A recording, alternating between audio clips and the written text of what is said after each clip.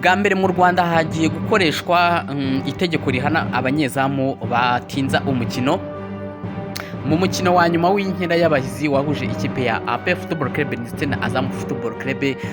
Ubu buryo bwamaze gukoreshwa cyangwa se hakoreshejwe itegeko rishya ryashyizweho n'ishyamwe ry'umupira w'amaguru ku isi FIFA rihanisha koroneri umunyezamu uri gutinza umukino. Mu mikino bundi yabaga umunyezamu hari igihe yatinzaga umukino bityo umusifuzi akamwihaniza, yakomeza kubikora bikaba byamufiramo kumuha ikarita y'umuhondo.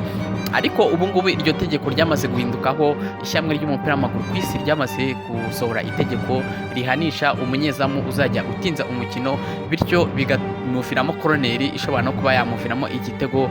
Twavuga ko ari igitego cyaba giturutse ku makosa yiwe atari ngombwa ko ayakora. Ni umukino waberaga kuri stade Amahoro kuri iki cyumweru tariki ya 24 Kanama 2025 mu irushanwa rya gicuti ryateguwe n'ikipe ya APR Football Club mu rwego rwo kwitegura umwaka mushya w'imikino wa 2025-2026 ndetse no kwitegura imikino ya CAF Champions League iteganyijwe mu kwezi kwa 9. Mu busanzwe rero byayimenyerewe ko igihe umunyezamu cyangwa se umukinnyi w'ikipe runaka arengeje umupira agamije gutinza umukino aribwo hatangwa koroneri mu ikipe bihanganye. Ubundi niko byari bimeze, ariko ikindi kandi nuko umukinnyi watindaga gutera n'ubundi umupira yahabwaga ikarita cyangwa yaba ari umunyezamu, rimwe na rimwe hagatangwa kufra ku ikipe bahanganye. Ubwo uyu mukino wari ugeze ku munota wa 12 ababashije kuwukurikirana, umunyezamu Azam Football Club wo bita Zuberi Foba yafashe umupira arawutindana amara amasegonda 8 akiwufite mu ntoki. Umusifuzi Kayitare David yahise asifura abwira abakinnyi ba PFC ko bagomba guhita bajya gutera koroneri kuko uyu munyezamu yari yishe iri tegeko. Nubwo Azamu yahanwe muri ubu buryo, ntabwo byayibujije kwitwara n'ubundi neza mu mukino.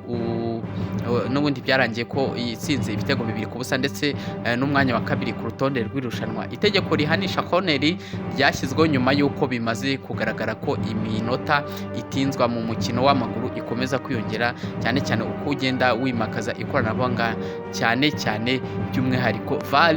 Ubwo rero murabyumvise ko abanyezamu cyangwa se umuzamu uzajya utinza umukino azajya ahanishwa koroneri. Twajyaga tubona imwe mu mikino igenda itinda bitewe n'abanyezamu bafata baro ntibayirekure, cyangwa se ikipe yaba yatsinze indi habura nk'iminota mike ngo umukino urangire, ukabona umunyezamu uyafashe baro nashaka kuyitera cyangwa se akarenza baro cyangwa se agatinda kujya kurengura umupira ku bushake bwo gutinza uno mukino. Itegeko rero rikaba ryarasohotse ry'uko bazajya bahita batanga koroneri ku ikipe bahanganye.